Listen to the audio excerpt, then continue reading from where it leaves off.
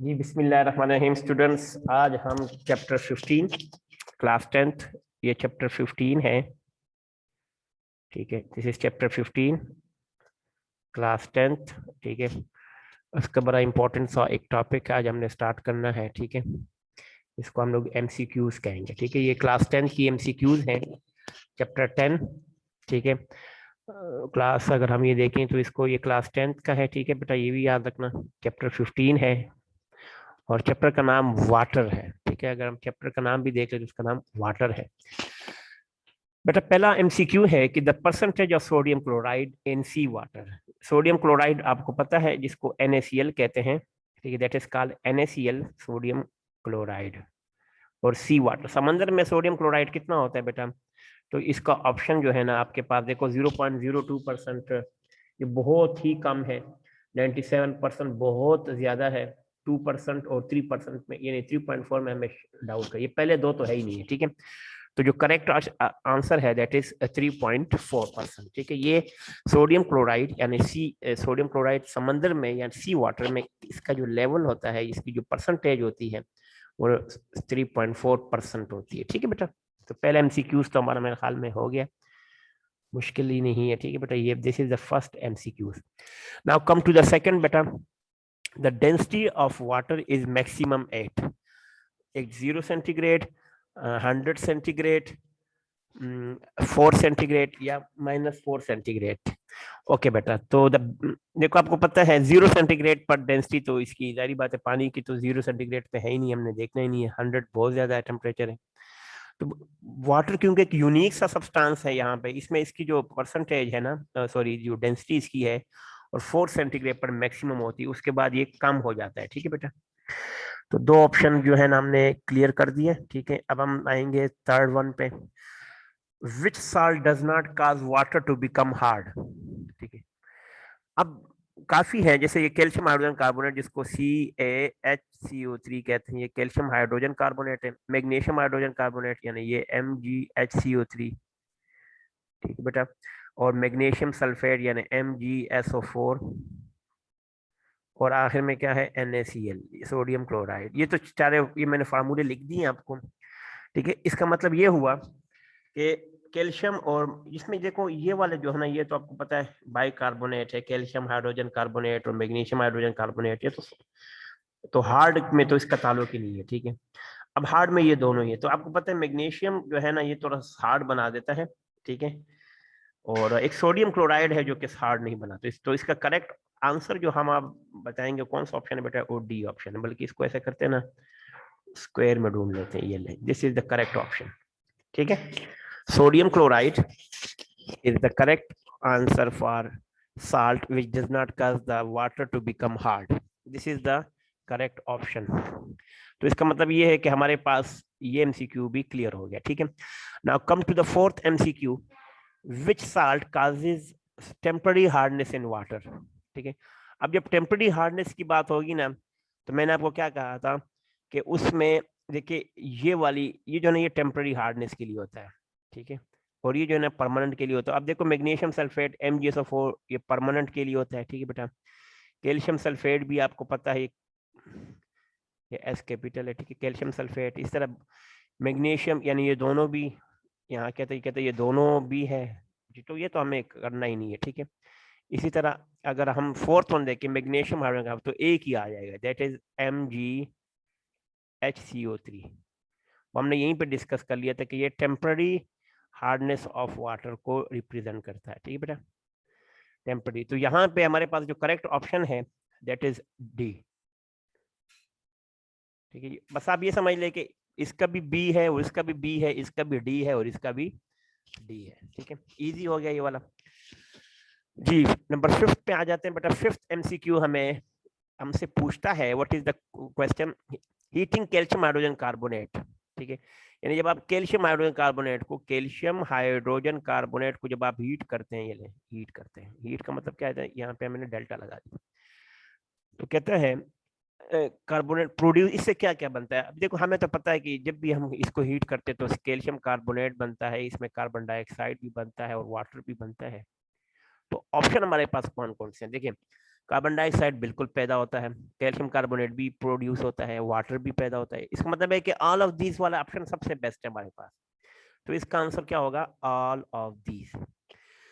ठीक है बेटा, this is the correct answer for heating calcium hydrogen carbonate because it produces carbon dioxide, calcium carbonate and water. ये तीन चीजें पैदा हो जाती, तो it is the correct answer. तो इसका मतलब ये हुआ कि फोर्थ और फिफ्थ हमारा इजी हो गया। ठीक है, अगर मैं इसको रिमूव करके आपसे जरा क्विक रिकेप लूं, तो आपसे पूछूं कौन कौन सा what is the correct answer of these, तो आप कह सकते हैं कि the percentage of sodium chloride in sea water is कितना है बेटा? 3.4। और the density of water is maximum 8। और जी वेरी गुड बेटा। और इस तरह थर्ड पे कौन सा होगा? विच सोडियम क्लोराइड।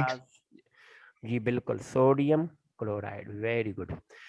और which magnesium temperature? Hydrogen. Very, magnesium hydrogen carbonate. और आखिरी वाला क्या था? All of these. All of all these. Of ये तो आपकी क्विक रिकैप हो गया। ठीक है, अभी 6 पे आते हैं बेटा। ये मैं तो रिमूव कर लेता थोड़ा सा। ठीक है बेटा, अभी इसको हम जरा 6 पे आ जाएंगे कि 6 वाला क्या कहते हैं। ठीक है जी, 6 वाला सॉरी। अच्छा बेटा, 6 पे कहता है, क्वेश्चन है, कहता है कि which of the following is not water borne disease. देखो, हेपेटाइटिस भी पानी से पैदा होता है, यू नो वेरी वेल। ठीक है, तीसरी कौन सा? टाइफाइड भी पानी की वजह से होता है। डाइसेंट्री यानी पेचिस भी इसी से पैदा होता है। तो एक ही बीमारी रह गई है, कौन सी बेटा? एनीमिया। एनीमिया होती है ना, इसमें ये पानी से नहीं पैदा होती, ये तो हेरिडिटरी डिजीज है ना, नस्ल दर नस्ल चलती रहती है। ठीक है ना? ओके बेटा, number 7, which human activity result in contamination of human bodies. ठीक बेटा, यानी यानी livestock waste, septic tanks, pesticides. ठीक है, अब कहते हैं इनमें से कौन सा ऐसा है, इस क्वेश्चन का आंसर है कि which of human activity result in the contamination of human bodies, यानी जिससे इंसान की बॉडी के अंदर क्या, अब देखो कंटेमिनेशन का प्रोसेस जो है ना, उसकी बात की। कंटेमिनेशन मतलब है झूठा करने को कहते हैं। ठीक है बेटा, तो इसका मतलब ये हुआ कि अगर हमारे पास कहते हैं which human activities result in the contamination, तो बेटा इसका जो करेक्ट आंसर है वो डी है। ठीक है, करेक्ट आंसर इसका क्या है बेटा? All of these. ठीक है, ये ले तमाम बीमारियां जो है ना, ये जो इतनी ह्यूमन एक्टिविटी है ना, ये इंसान ये लैब स्टॉक के वेस्ट वगैरह हो गए, सेप्टिक टैंक्स हो गए, पेस्टिसाइड्स वगैरह हो गए। आखिरी वाला है which is use to remove permanent hardness in water. तो एक ही बेटा स्लेक लैम्प, ये याद रखना। स्लेक लैम्प तो गलत हो गया ऑप्शन हमारा, क्योंकि स्लेक लैम्प तो है ही नहीं। Washing soda. जी बेटा, जाग रहे, माशाल्लाह माशाल्लाह माशाल्लाह, जजाकल्लाह। वॉशिंग सोडा, जिसका फार्मूला क्या था बेटा? Na2CO3। स्लेक लैम्प जो है ना, इसका फार्मूला है CaOH होल्ड ट्वाइस। ठीक है, तो बड़े आसान आसान से आप MCQs मैंने आपको बता दिए। ठीक है, अगर यहीं से मैं दोबारा चेक कर लूँ तो मैं आपको दोबारा कुछ आंसर बता देता हूँ, जो रिपीट करते हुए भी आपको पता चला। इसका क्या था बेटा? सोडियम क्लोराइड था आंसर। और यहाँ पे क्या था? मैग्नीशियम हाइड्रोजन कार्बोनेट था। और इसका आंसर आपके पास क्या था? All of these. और नंबर 6 का आंसर है एनीमिया। और नंबर 7 का आंसर है ऑल ऑफ दीज। और आखिरी कौन सा है? Washing soda. तो ये आंसर जो है ना, ये क्लास 10 के आपके पास जो मैट्रिक की बुक है केमिस्ट्री की, ठीक है, जिसमें चैप्टर 15 है, चैप्टर 15। ठीक है, उसके सॉल्यूशन ऑफ MCQs हमने कर लिए। ठीक है, सॉल्यूशन ऑफ MCQs। ये ले जी, यहाँ तक कोई क्वेश्चन है बेटा तो आप पूछ सकते हैं, इजी सा है, इतना मुश्किल नहीं है। अब एक कुछ शॉर्ट क्वेश्चन पे भी आ जाते हैं। ठीक है, यहाँ तक कोई मुश्किल नहीं होना चाहिए आपके लिए। ठीक है, let's come to the short questions. अब हम थोड़े से शॉर्ट क्वेश्चन पे भी आ जाते हैं, ये मैंने सारे आपको करवा दिए। ठीक है, ठीक है बेटा, तो चलें इसी से रिलेटेड एक कुछ और भी शॉर्ट क्वेश्चन कर लेते हैं। जी बेटा, यहाँ तक कोई क्वेश्चन किसी के माइंड में आ रहा हो तो बताएं, कोई मुश्किल, कोई इशू? No question? ठीक है बेटा, चले अब ऐसे करते हैं कि कुछ शॉर्ट क्वेश्चन पे आ जाते हैं, क्योंकि शॉर्ट क्वेश्चन भी तो जरूरी है। ठीक है, तो मैं आपके साथ शेयर कर लेता हूँ कुछ शॉर्ट क्वेश्चन जो कि हमारे लिए जरूरी है बेटा। जी बेटा, क्वेश्चन है गिव शॉर्ट आंसर्स। तो ये शॉर्ट आंसर आपको पता है केमिस्ट्री के अंदर शॉर्ट आंसर की जब भी बात की जाती है तो इसका मतलब होता है कि 3 to 5 लाइन आपने करना है। ठीक है बेटा, आपने मैक्सिमम यानी 3 to 4 लाइंस में आंसर लिखना है। You need not to write more than 3 to 4 write lines, लेकिन आपने 3 to 4 लाइंस में कवर करना है। ठीक है, list the impurity present in rain water. अब रेन वाटर के अंदर क्या इम्प्यूरिटी, असल क्वेश्चन जो है ना वो रेन वाटर के बारे में, कि रेन वाटर के अंदर आपने इम्प्यूरिटीज देखनी है बस। What are the impurities present in the rain water. ठीक है, तो रेन वाटर में देखो बहुत चीज होती है। एक तो सबसे पहले ना पोल्यूटेंट्स इसके अंदर होते हैं बेटा। ठीक है, सॉइल मिट्टी होती है। ठीक है, प्लांट्स पार्ट होते हैं इसके अंदर, इंसेक्ट्स पार्ट्स होते हैं। ठीक है, बैक्टीरिया होते हैं बेटा इसके अंदर, एलजी होते हैं या एल्गा जिसको कहते हैं, और कुछ रेडियो एक्टिव मटेरियल भी इसके अंदर होते हैं, जैसे रेन स्नो जो साफ कर देते वगैरह। ठीक है, तो इसका मतलब क्या है कि ये सारी इंप्यूरिटीज रेन वाटर में होती है। तो ये जैसे ही हाँ अगर आपने बारिश थोड़ी देर ज्यादा हो जाती है तो उसमें ये इंप्यूरिटी सारी खत्म हो जाती है, बैक्टीरिया, इंसेक्ट्स, पार्ट्स जितने भी वगैरह ये सब के सब, क्योंकि बारिश अपने साथ ऊपर से गिरते हुए तमाम इंप्यूरिटीज को क्या कर लेती है, साथ साथ वॉश आउट कर लेती है। ठीक है, तभी तो आपने देखा होता है कि आफ्टर रेन जो होती है ना मौसम बहुत क्लियर हो जाता है। ठीक है, तो आपको मैंने बता दिया कौन कौन से इम्प्यूरिटीज हैं। ठीक है, आप अंडरलाइन भी कर सकते हैं, इसको याद भी कर लें। पहला क्या है बेटा कि रेन वाटर में सब क्या होता है, पोल्यूटेंट्स होते हैं, सोइल मिट्टी भी उसमें हो सकती है। रेन वाटर में प्लांट्स के कुछ पार्ट्स भी आ सकते हैं। रेन वाटर में इंसेक्ट के पार्ट्स आ सकते हैं, बैक्टीरिया, एल्गी या एल्गा। ठीक है, and some radioactive material also part of the rain water. Rain water में ये सब चीजें आ सकती हैं जी। सेकंड है what are the toxic, toxic कहते हैं डेंजर। ठीक है, खतरनाक। सबसे पहले in the household waste, यानी घरों के अंदर जो टॉक्सिक चीजें होती क्या क्या, घर के अंदर जो वेस्ट जो होती है उनमें ज्यादा इंसानों के, आपको पता है पैम्पर शैम्पर हम लोग पहनते हैं, बच्चों को पिलाते हैं, तो उसमें क्या होता है, ह्यूमन वेस्ट होते हैं, लाइव स्टॉक वेस्ट होते हैं, यानी जानवरों का जो आपने अगर कोई जानवर पाले में, जैसे आपने बकरी, भैंस, मुर्गियां पाली है, तो उसकी जो गोबर वगैरह चीजें होती है ना उनको क्या कहते हैं, लाइव स्टॉक वेस्ट। इस तरह सोप एंड डिटर्जेंट जितने भी होते हैं घरों में जो हम, वो भी पानी के अंदर, जारी बात है हम कपड़े धोते हैं तो डिटर्जेंट और साबुन वगैरह से धोते हैं, तो जिसकी वजह से सर्फ वगैरह से, जिससे वो पानी के साथ डिजोल्व होके पानी को कंटेमिनेट कर लेते हैं। इस तरह पेंट और oil, food and vegetable waste और गार्बेजेस, ये सारा का सारा ये जो हमारा है ना घरों से यही गंद फैलता है। यानी हम लोग कितना माहौल को गंदा कर रहे हैं। अब देख ले कि ह्यूमन वेस्ट होते हैं, लाइफ स्टॉक वेस्ट होते हैं, सोप एंड डिटर्जेंट होते हैं, पेंट एंड ऑयल होते हैं, food, vegetable waste, garbages, these are the substances. ठीक है, ये वो हाउस होल्ड वेस्ट है जो हमारे इन्वायरमेंट को डिस्ट्रॉय करते हैं।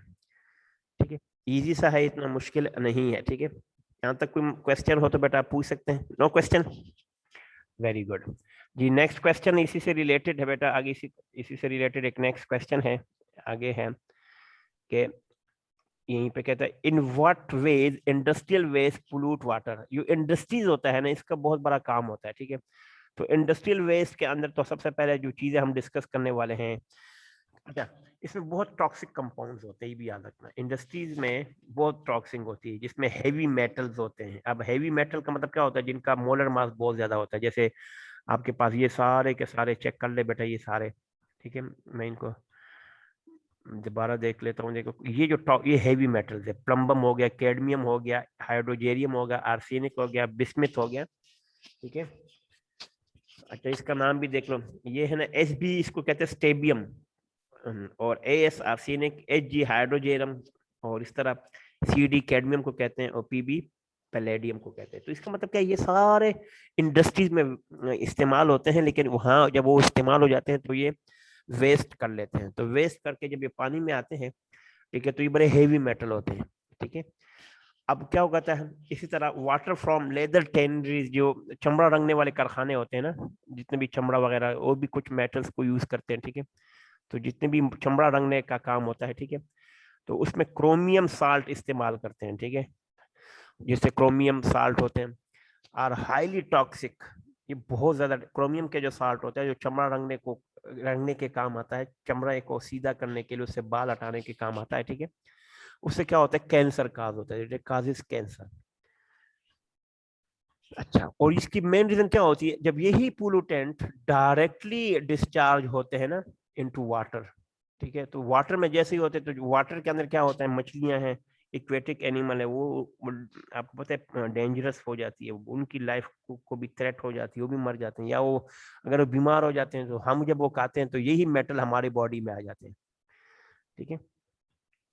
तो इसका मतलब ये है कि जो इंडस्ट्रीज वेस्ट होते हैं, आपने बस ये क्वेश्चन याद रखना है कि इंडस्ट्रीज वेस्ट के अंदर टॉक्सिक कंपाउंड होते हैं जो कि हैवी मेटल्स है। कौन कौन से, जैसे पैलेडियम है, कैडमियम है, हाइड्रोजेरियम है, आर्सेनिक है, बिस्मिथ है, और लेदर टेनरीज जितने भी होते हैं जिसमें चमड़ा रंगने के कारखाने होते हैं, उसके अंदर साल्ट इस्तेमाल होते हैं, क्रोमियम साल्ट्स होते हैं। ये क्रोमियम साल्ट जो होते हैं ना, इनके जो आयंस होते हैं एक्सट्रीमली टॉक्सिक होते हैं, विच काजेस कैंसर, उससे कैंसर बनते हैं, ठीक है।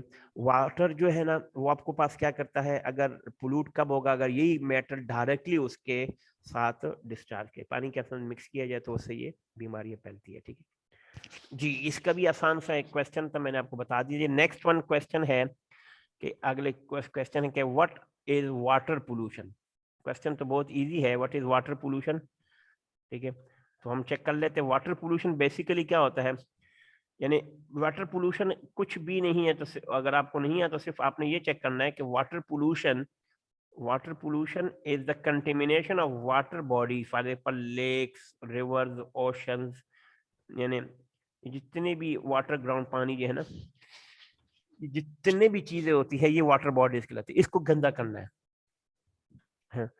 अब ये कब गंदा होता है, व्हेन जब वाटर पोल्यूशन जो होती है ना, ये डायरेक्ट पोल्यूटेंट्स को अगर हम डायरेक्टली डिस्चार्ज करते हैं या इनडायरेक्टली वाटर में डालते हैं, जब तक हम इसको ट्रीट ना करें, इसको सही तरीके से रिमूव इसमें से ना करें सब्सटेंसेस, अगर डायरेक्टली डाला जाए तो इससे पानी पोल्यूट हो जाता है, गंदा हो जाता है। इसका मतलब कि वाटर पोल्यूशन बेसिकली क्या होता है, water pollution is the contamination of water bodies like rivers, lake, rivers, ocean वगैरह जितने भी होते हैं, ठीक है। Water pollution occur when pollutants are discharge directly और इनडायरेक्टली, चाहे आप डायरेक्टली इसमें डालें या इनडायरेक्टली डालें पानी के अंदर, तो उसके अंदर जो लाइफ होती है, एक्वेटिक लाइफ, वो भी डिस्टर्ब हो जाती है, और उसके साथ साथ वाटर भी पोल्यूट हो जाता है, गंदा हो जाता है, ठीक है।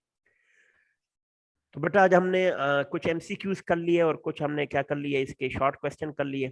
यहाँ तक बेटा कोई क्वेश्चन हो तो आप पूछ सकते हैं, कोई क्वेश्चन है, एनी क्वेश्चन बेटा, ठीक है। आज के लिए हमारा इतना ही टॉपिक है बेटा, कल इंशाल्लाह मजीद इसी टॉपिक को आगे बढ़ाएंगे। अपना बहुत ज्यादा ख्याल रखिएगा। अस्सलाम वालेकुम रहमतुल्लाह।